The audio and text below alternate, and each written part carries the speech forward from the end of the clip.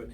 Hello and welcome to a brand new episode of Black, White, and Red All Over. I'm Victor Dandridge, the hardest working man in comics. Ryan Seymour, king of Comic Town here in Columbus, Ohio. Boom! We are back. We've got some books that we have read. We've read a lot of books, actually. We did. Like a lot of Goodreads you should read. We've got 6 total different books. Yeah, this is one of those weeks where I'm like, please, titles be short, because I don't know how to hashtag them all on Twitter. I mean, relatively short titles, Yeah. but still a lot of books. Oh, Yeah. We're going to have to send out 2 tweets. 2 tweets, 2 tweet kind of week. That's what happens. Where do you want to start? Oh, all right. So, I love it because yours are a little less mainstream than yeah, mine. but like, all right. So, yes, mine are smaller press, but there's some big stuff going on in those books. So, that DC retitled Dark Crisis, The Dark Crisis on Infinite Earths, and this is number 5. Yes. Some stuff is happening now. Some stuff is happening. Number one, first thing that's happening is this dope card sort of design. There's 2 different trading card covers that have trading cards. They're perforated. You rip them off the cover. This is nutty. I've never been more jealous of a concept. I think they're not quite using it to the fullest because it's literally just like info. Yeah. Like you get like, oh, these are the teams. But there's nothing on the back other than a cool image, which is nice. Neat, but there could have been like cool stuff absolutely happening. I believe this is the space where the tide is getting ready to turn. Mm-hmm. How many issues is this? 8. Okay, so we're just beyond the midway point. Because we're getting the Earth-based heroes are trying their best to turn the tide. We've got some help from afar that's coming, but I mean, because like when you see cool imagery like that, like yes, that's a rally. I love that. When you see cool features like that, that's amazing. But then when you end it with situations like that, well, that's a little I don't know. It's like you get a lot of hope, and then you get Tom Taylor. Yeah, you get Tom Taylor. You get Tom Taylor hardcore in the face. This was an interesting one. Like I feel like there's a lot of things happening under the DC umbrella where they're trying to figure out where they're going to go forward. And this is going to be that era where there's going to be a series of major events that are over top of each other, so none of them actually have the gravitas. Yeah, which is just frustrating, poopy. But once it's over, I think we'll be able to go back and read them and trade and go, this one was awesome, this was okay, and we'll pick which one works best after that. Yeah, but I'm all for bringing back the Infinite Earths because there's a lot of cool. Just great stuff. You can tell so many stories. You don't have to worry about and continuity. Like, no, this happens on Earth 69. Yeah, so just move forward. And it's all nice. Yeah. No, it's sex parties. All sex parties. Earth 69. Oh, Captain Carrot. Oh! That's what you tune in for every week. I was not ready for that one. Okay. Damn it. All right. So, from IDW, we've got Earthdivers number 1. And this is something that was optioned before number 1. Nice. And this is, the cover was cool. The cover is super cool. I had choices. And I ordered it kind of heavily. It's been optioned. So theoretically, it's old first appearances. So whatever. The subtitle to it is Kill Columbus. And then you look at the cover, and it's someone's face. Nina Pinta Santa Maria. Mm-hmm. And a skull. Yeah. In the water. The world is dying. It's let's see. The Mayans were only a century off. Oh. So instead of 2012? Yeah. It was 2112? Yeah. And the people that were rich were able to get off the planet. The people that were poor got stuck on it. Oh, that sucks. And somebody was doing the research, and they ran various algorithms. Someone like really smarter than I am. Mm-hmm. And they're like, you know what? The thing that was the tipping point for this world was Columbus getting near the region of North America. Wow. So if we prevent that from happening, we can prevent ecological collapse. And so it is a group of indigenous people that have been able to send someone back in time, and it's that person's quest to take out Columbus. It is so fun. That is amazing. Yeah. That's like an indigenous Terminator, but the Terminators are the good guys. Yeah. Oh. Yeah. No, it is amazing. And just him trying to assimilate into that whole group of people as they're sailing, going at things from like losing his perspective of 2112, Yeah. and trying to reacclimate himself to like 1492 and how my- like he won't get caught because like if you start talking, you're speaking perfect English or whatever, and that's gonna get yeah, and they're burning witches, and if you know stuff. So yeah, no, this was absolutely amazing. So, That's dope. very good. Okay, all right. I'm gonna go with the one that I next liked in terms of this one, Avengers, X-Men, Eternals, X-Men. I thought this was part of the actual full-on series, and it's not. So, But Marvel says it's a must-read for the series. okay, all right. I mean, there's some things that happen. This is one of those things where, in so many different places, different characters are getting judged, which is interesting. Yeah. This one is the judgment of Jean Grey, and Interesting. right, like there's a lot of interesting things when you're talking about Jean. Jean Yeah. has a very convoluted history. Mhm. Like there's some things about her where you go, Yeah. no, well, yeah, but no. Yeah. So to see her, face off in this one is kind of amazing. Kieran Gillen is the writer. Francesco Mobili is the artist. Art looks fantastic. Frank Martin on colors, dope. Clayton Cowles on letters. It's a very pretty book. It's kind of like a little bit more cutting edge Greg Land style, Okay, if yeah. you will. But this, like, conceptually, the idea of where Jean fits and in terms of this celestial judgment, I find it very, very interesting. Yeah, especially coming off of the reason the Eternals are going ham is because mutants, they are, they're that next stage, and we can't allow that to happen. We can't have that. I would figure, because in a previous bit of the series, Cyclops got judged, and he made reference that Jean is something that the Celestials should be afraid of, and that kind of comes into context here. And it makes you wonder, like, when it comes to someone who has wielded cosmic power like the Phoenix Force, how do Celestials deal with her? Like, do they go, automatic pass? Like, we dare not. We dare listen. You've we judge you too harshly. You might burn us. I don't. It's interesting. Like that's a possibility. So to read that one and see where it goes was kind of fun. It was kind of fun. I thought it was a part of the bigger context of things, and it wasn't. So that made me sad. But Marvel's done both an amazing job and a horrible job. Yes. Because their branding for Axe is continuity perfect. Yes. Like it's all very similar. The problem is not all the things are. Yeah. Well, it's okay. So I have to admit, like when it comes to major Marvel events, few stand out in certain ways. Siege, Secret Invasion, of course, Civil War being the tip top. And I think one of the things that threw me off was the fact that Kieran Gillen wrote this, as opposed to writing the mainstay project, which Civil War did really well. Mark wrote Civil War. They were all their offshoot pieces, but he didn't write any of those, and so it kept a very strong perspective as to what was core story and what was ancillary. So I would have liked that a little bit better. Next, from Image Comics, from the same creative team that brought you Geiger. Yes. If you don't know who that was Jeff Johns, Gary Frank. Yeah. So here we go. Junkyard Joe #1 takes place in 1972. Clearly tells you on the first page. Yeah. No questions. It's in Vietnam. It is a group of soldiers who are doing grunt work. They're like going on patrols, like all of your like horrible scenes that you see from like Full Metal Jacket, Platoon. Right. It's what these people are going through, and they have a new person that's been added to their group, and it is a robot. Oh, that's cool. They didn't know it was a robot at first, and how they find out is really, really cool. Nice. And we find out why the robot was sent at the end of it, which launches this next few issues, which I think is going to be amazing because it's a shift as to why, and I'm not going to tell you why because that would be a spoiler. We don't do that.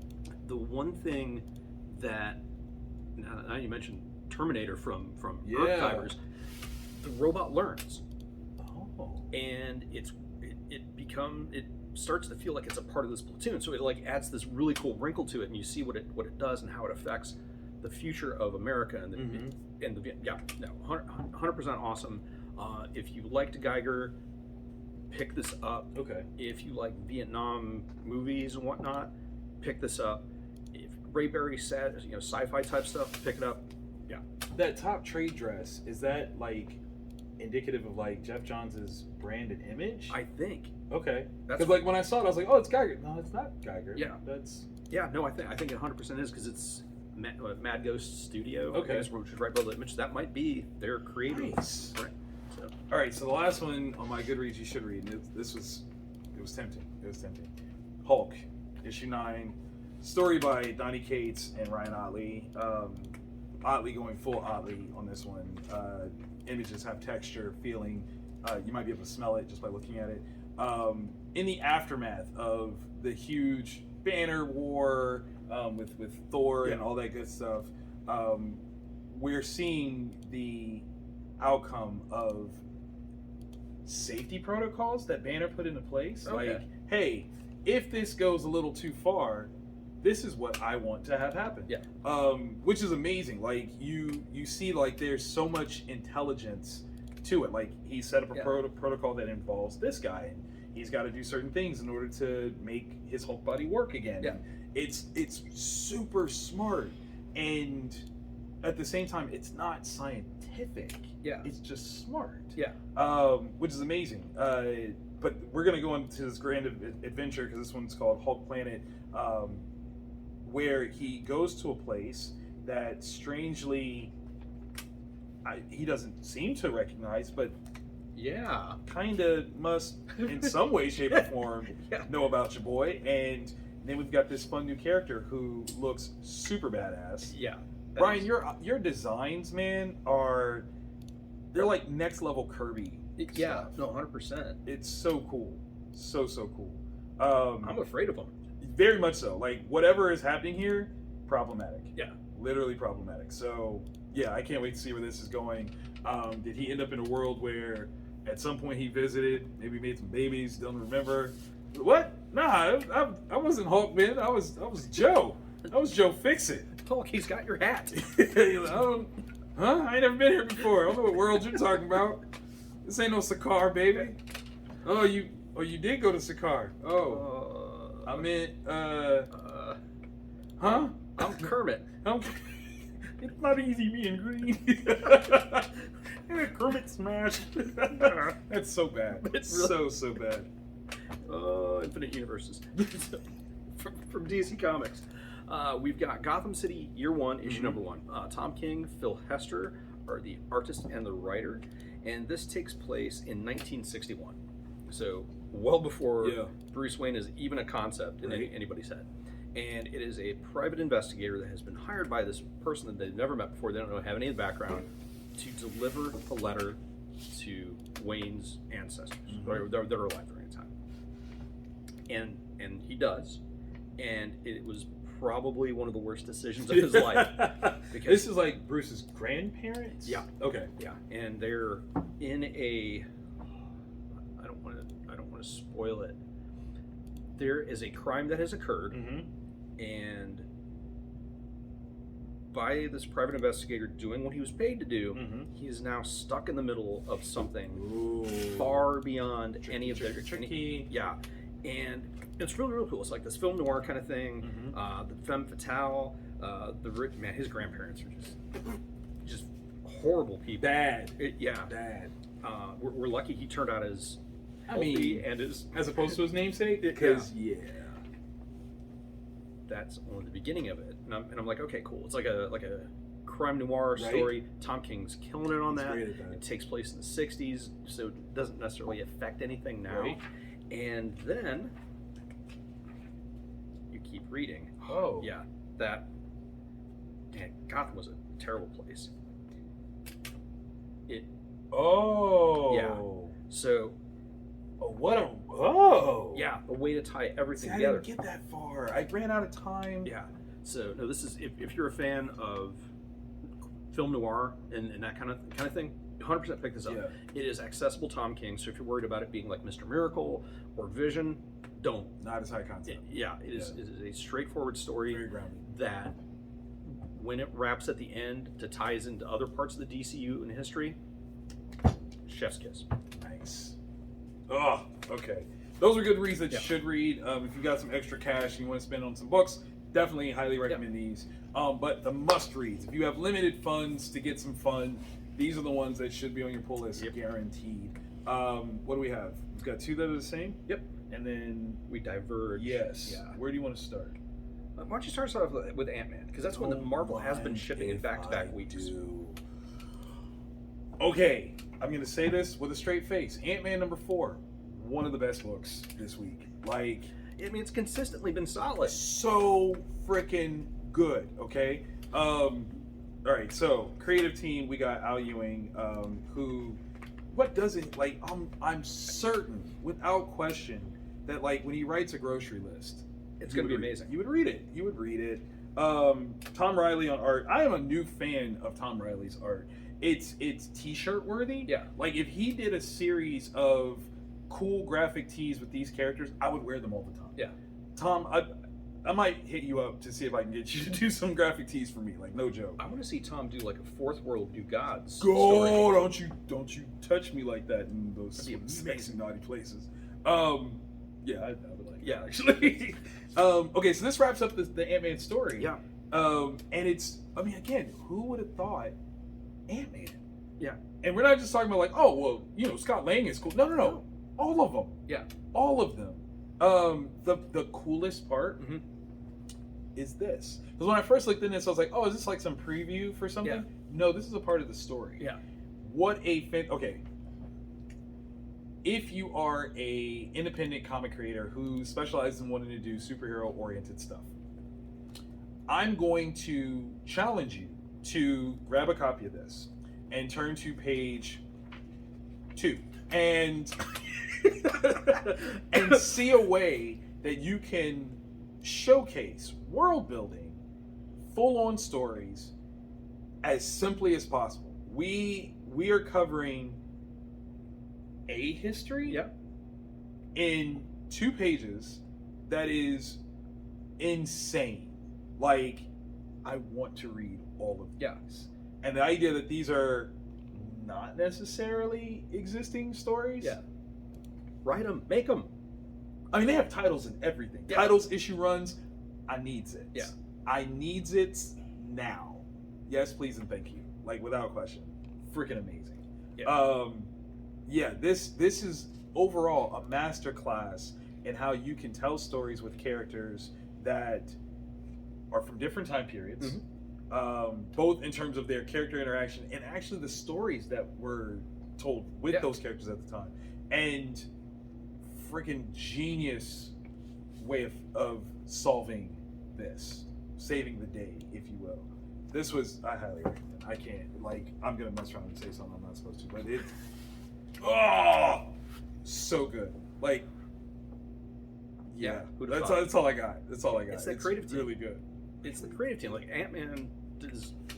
Sorry, aside from Paul Rudd, Ant-Man does not deserve to be as awesome as Al and Tom have made him. Literally. And when I say every Ant-Man, like, we're talking Hank, we're talking Scott, we're talking Eric. Like, what? We even get a new Ant-Man and we find out. I'm gonna just stop. Yeah. I'm gonna just stop. All right, from Image Comics, This looks fun. $3.99 cover price, Ooh. and this is also like a double-sized There you go. first More bang issue. for your bucks. Let's go. Dark Ride #1. All right, so we've got Joshua Williamson, creator and writer, Andre Bresson, creator artist, Adriano Lucas, colorist, and Pat Brousseau, lettering. Okay. So, a couple weeks back, there was a book that I reviewed, and it It had that preview in there. Yeah. Yeah. So, but like it's a section out of sequence for the rest of the preview. Oh. So let's say Walt Disney, instead of coming up with cute anthropomorphic animals that have wacky adventures and are wholesome, his energy is diverted into creating a horror-themed franchise. Set at Disney World, it's a horror-themed park and geared towards adults. I don't like this at all. Oh my god. Yeah, and it is just this amazing. Is there a head there on the ghillie? Yeah. No. So it's So this world exists, and the family's fractured because rich family and big personalities and who's going to get the inheritance when Papa dies. And so it's the story of this family, and this kid gets a job at the park, and that has been his dream his entire life. Okay. He's loved horror since he was a kid. His parents were horror fans, so they immersed him in that. And so it's him going through his day as the first, or going through his first day working at the park. And over the course of this tour, we get introduced to the various family members. In my brain, I pronounced it as Samhain, but a character's name I'm assuming is actually Samhain, because later there's a hit to it. You meet him; he's in charge of the park. You meet his sister Halloween, who's more of like the media darling for it. Wow! And I haven't found them all, but there are various Easter eggs with different people from pop culture, from horror, that are in the backgrounds at the park. And there's one I want to know, like, depending on who came up with the concept for it, Josh or Andre. Yeah. Who is the Ghost fan? Like, I want to know, and I want to know what your favorite song is. Not that you're going to watch, but they're going to watch. Yeah, but if you do, let me comment below like what your favorite Ghost song is, because I think that's but that's only one of. Wait. You're saying Ghost? I mean, I can see that. Yeah, you're probably thinking of a different one. Oh, I was thinking. I mean, just on what they're wearing, I'm getting My Chemical vibes. Interesting. Yeah. But I like that. I like your Ghost though. Yeah. We get introduced to the father also. Wow. And that's where the story takes a hard shift. I don't think so. Nope. I cannot wait to see where this. Oh my God! I cannot wait to see where this miniseries takes us, because, oh my gosh, just when you thought you knew, you found out you don't. Okay. And that's an ending. Yeah. Yeah. If you're a fan of horror, taste that. pick it up. Taste it. Okay. Well, where do you want to go after that? Do we do palate cleanser and then? Yeah. Palate cleanser. Sorta. Yeah. Minor Threats, issue 2, from Dark Horse. The creative team is crazy too on this one. Patton Oswalt, Jordan Bloom, Scott Hepburn, Ian Herring, Nate Picos. And the letterer's job in this issue Nutty. was like 2 jobs. Nutty. Because the way the panel layout is, the way that this particular character thinks. Yeah. Yeah. Nate, you're a god. You're an absolute god. Okay, so the setup, very simply, the character Stickman, who we'll say as a reference point would be like this world's Joker. Yeah. Has killed Dusk, or Kid Dusk, sorry. Yeah. Which would be the equivalent of a Robin. Yeah. To this universe's version of the Batman, called the Insomniac, which should tell you so much. Is hunting for Stickman. Yeah. And not like in a I will capture you and bring you to justice and send you to jail or an insane asylum. No. Insomniac and the Justice League are out for blood. The line has been crossed. You're not going to hurt any more of our sidekicks. You're dying. We're coming for you. We're coming for you in the worst way possible. So bad that some D-list villains are like, we need to find this guy. Yeah, because they're going to find him and hand him over. To save ourselves, we need to find him first and hand him over ASAP. And oh my God, because the main character, the antagonist from issue 1, is still part of this group that's trying to hunt him down. Yeah. But the focus now goes through another character's eyes, and the character's name is Brain Tease. Yeah. And their special ability is they can see the world almost like you're building a puzzle, and they can see how the pieces all fit together. They might not necessarily know how to get to that point, but they do know they can figure it out. Yeah, something like maybe like a Karnak type character. And so good. Oh my gosh. Clearly smartest guy in the room, with almost any room, but he's got an inferiority complex, so that could work against him. Yeah. That's his Shakespearean tragic anti-hero flaw. Hubris is so high. Oh yeah. But it's so great to see this collection of ne'er-do-wells try to figure out how they're going to interact to do this one mutual goal. Yeah. And hope that everything works out the way that they need it to. It doesn't. Spectacular. Oh my god. In the most spectacular way, it doesn't. Stickman is already on the next puzzle while this dude is, because that move, that right there, I was like, you must be out of your mind. Yeah. Out of your mind. Who in the Joker wouldn't do Joker that. wouldn't even do that. He would never. And yeah, Stickman did. Yeah. So this is it's crazy. It's over the top. Yeah. The character archetypes that they bring up are so fun and familiar, but unique all at the same time. Everyone that's at that bar, I need a book. Yeah, you could mine this universe, and the thing is, the creative team is so, like, if you don't know that Patton Oswalt is a fan of comics, He is. yeah, you should not. So, like, the reverence and the tongue-in-cheekness, it comes from a place of knowledge. Like, this is like, these are the character archetypes I grew up loving. I'm gonna play with them, and oh my gosh, yeah, it is so amazing. Yeah, Brain Tease. Like, I gotta give Patton his credit to come up with that opening sequence for Brain Tease. Yeah. Like, I hope you drank something after you were done and just celebrated. Yeah. You know, that was dope. Like, you should have toasted yourself. If you didn't, I'm toasting you. Like, yes, that was amazing. Absolutely amazing. Well, here's, because it'll tie in to what we're going to talk about next. Number 1 and number 2 for Minor Threats are strip cover returnable if a retailer reaches a certain threshold in their orders. Yeah. So I would try to track down number 1 and number 2 before retailer makes a decision to do that. We've sold out of number 1, so I unfortunately didn't have to make that choice. But number 2, I think, is also part of it if you reach a certain threshold. Our last book is also Dark Horse, and for whatever reason, they decided not to offer strip cover returnability, which allows the store to find their ceiling, to make sure all of their guests get their hands on the best material possible.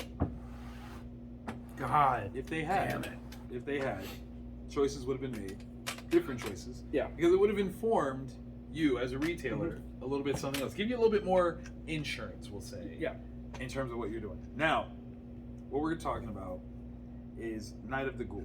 Yeah, Scott Snyder, Francesco Francavilla, Comicsology original.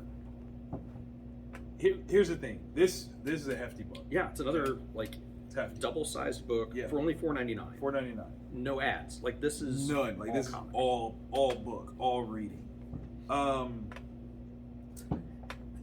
The concept is so awesome. So this dude and his son, like, the dude's trying to rekindle a relationship with his son. They've fallen out.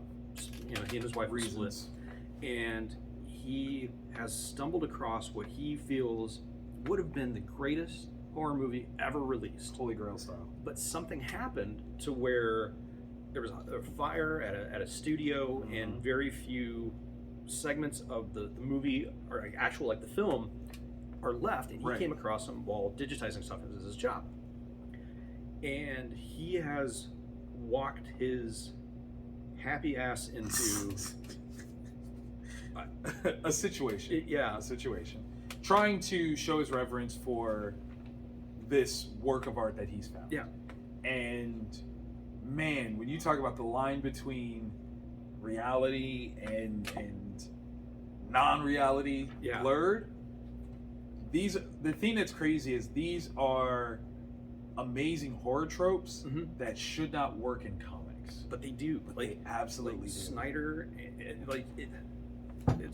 Snyder and Francesco are absolutely nailing it. Yeah, just every like the way the stuff is drawn, because when you get that glimpse of what the big bad is, it's not okay. It's not okay. Not okay at all.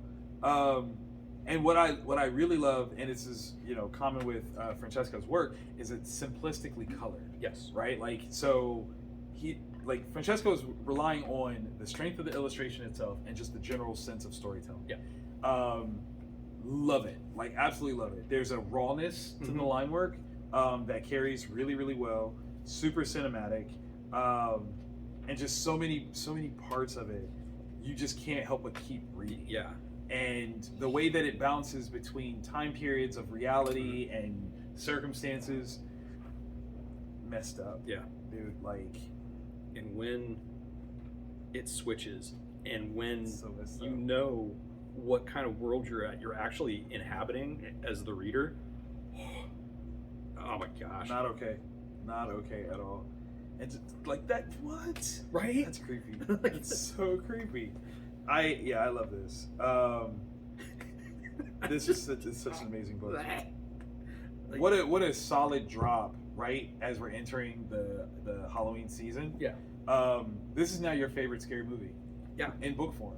Like, Yeah, if you're into spooky stuff, if you're into horror comics, contact your store, subscribe. yeah. Make sure they get number 1 for you. Number 2 was finalized order-wise on Sunday, so before any store Yikes. had any idea how many they actually needed, Oh, contact them and try and get your foot in the door for number 2. Because if you read number 1, you're gonna need number 2. yeah, you're gonna need number 2. You're gonna go number 2. Yeah. And then you're gonna need number 2. Yeah. Yeah, it's the minimalist art style. So It just lets the story, the horror of the story, because it actually is genuinely scary Yes. once you realize what's fully going on. Just lets that breathe. creeptastic. Oh my gosh. Creeptastic. I The wanna scope of it, Right? I don't want to see it. No, don't say that. I don't want wanna to. see that. No, you I- don't, because when you see it, you die. I wanted okay? to see Empty Man as a movie. We got Empty Man as a movie. I want to see Night of the Ghoul as a movie within a movie for a movie. Mm-mm. Oh my Mm-mm. gosh. As a black reader, I don't know if I'm gonna survive this. I feel like as a black reader, I'm first or worst. Like, I'm feeling it, man. Like, this is, yeah. That's a good read. Yeah, That was really. definitely book of the week. Mhm. A huge read. Yeah. On top of being a Right? great read. For So, $4.99. Come on. Again, if you've got dollars to spend, this is where it should go. Yep. Without question.